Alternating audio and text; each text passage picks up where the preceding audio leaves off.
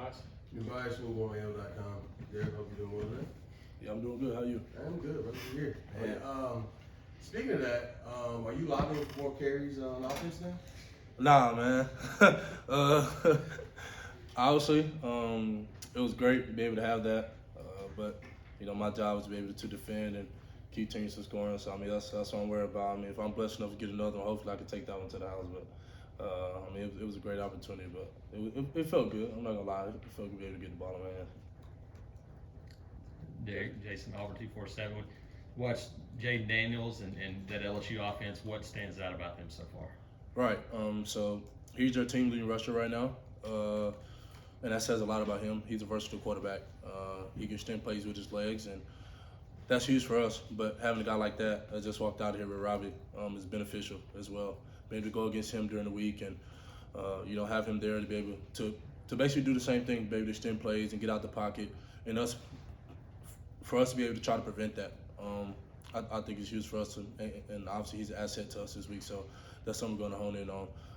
The whole line's really good. I mean, they have 2 freshmen at tackles, and the guards have experience, and the center's pretty good.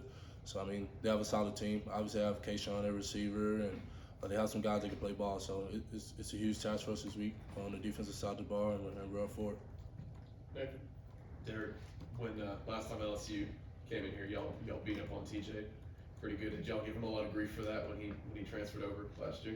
Oh yeah, I most definitely did. I most definitely did, and we still talk about it to this day. I mean, obviously we're blessed to have TJ here, and he's a part of our team now. But I was like, how that hit feel? He was like, you ain't nothing. I'm like, TJ, like we beat up on you. It's okay, and he hates to admit it, but I mean, yeah, we still give him grief about it. I know I do all the time, but I mean, TJ's a great man. He's a good leader for this team. We're blessed to have him here. Tom? Derek, Tom Radiel.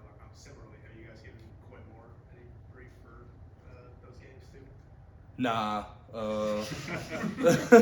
I mean, it was so obviously TJ plays quarterback, and he was the spotlight of that team at the time. I mean, I think that was his first game coming in as a freshman. We like, oh yeah, it's up. But Coy, I mean, we knew of Coy, and I knew he came from LSU, but I didn't know much about him at the time, so it wasn't that big of a deal. But obviously, he helped us last week, and he's going to continue to do so.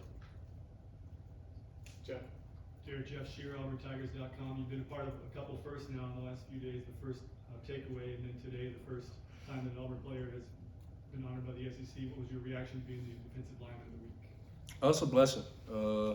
Just to go out and showcase the hard work that not only myself but this team put in throughout the week. And I've done a few interviews today, and a lot of people ask me about me, but it's not so much about me. It's other guys on the defensive side of the ball that put me in position to be successful by doing their job as well. So I speak for the whole defense, and I'm blessed and honored, but that's a unit award, obviously, because it's not only about me, it's about this team. But I mean, the defense, going back and watching film, they put me in a great position to be able to make the plays and routine plays that I did. So I would just like to give a shout out to my whole entire defense.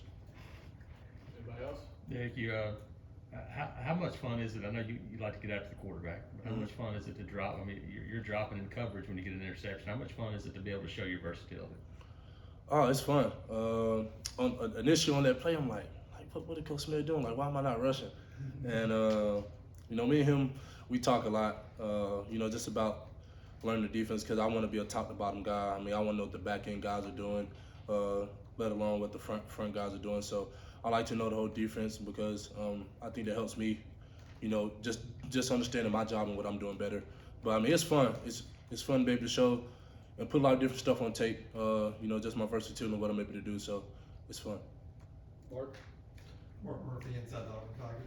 Defensive line had 7 tackles behind the line of scrimmage last week.